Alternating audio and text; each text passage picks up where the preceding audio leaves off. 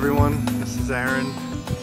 What I want to share with you today is how to surrender to the goddess. How to surrender to a goddess, to a woman who maybe is in your life.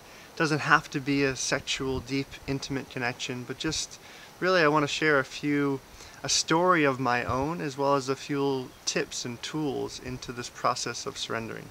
And this message, it's specifically for men. If you're a woman listening to this, feel free to listen, to share it with a man in your life. But especially if you're a man, continue. Allow your mind just to be quiet for a moment, just to hear some of the things that might have an influence on you. And I want to share all of this from a story. The other night, I found myself in an intimate, lustful, beautiful connection with my goddess, with my beautiful, beautiful woman who's in my life. And in this connection, I was sitting there and I was not present. My mind was running, I couldn't feel anything in my body, and I was just all over the place.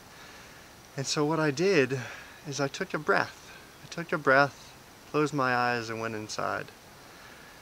And out of these 5 tools I want to share with you today, one is trust. In this first moment, I had to first trust myself. And then I also had to trust this beautiful being I was sitting across from. Trust that her nature, her intuition, her guidance was there, was strong, was proper for the situation. And now before I go into the story, I want to give you a little bit of context. See, as men, we live in a very masculine dominant world. We live in a world where the government, the hierarchies, a lot of the things that are created around form, around structure, and it's about control in many ways. And when we can feed into that as men, we love it. But in many ways it limits the true capacity to feel the expressions of the heart, to feel the greatness of this beautiful earth that we live in. So as I take a breath into this world, as I take a breath into the possibilities that exist, I truly can trust. I can trust into this woman who's sitting across from me. I can trust into that divine, feminine, sacred union that's there. And see, what happens for a lot of women when they see the hierarchy that's present, they create this feminist movement where they're trying so hard to be masculine, to be strong, and it's beautiful. There's a lot of strength that comes out of that. However, in many ways, it limits the capacity as men to just sit in front of a woman and just to honor the sacred femininity. See, when we honor her truth, not her truth trying to be a man, but her truth as a goddess, her truth as all the knowledge that she brings forth, there's a spaciousness that's created in there.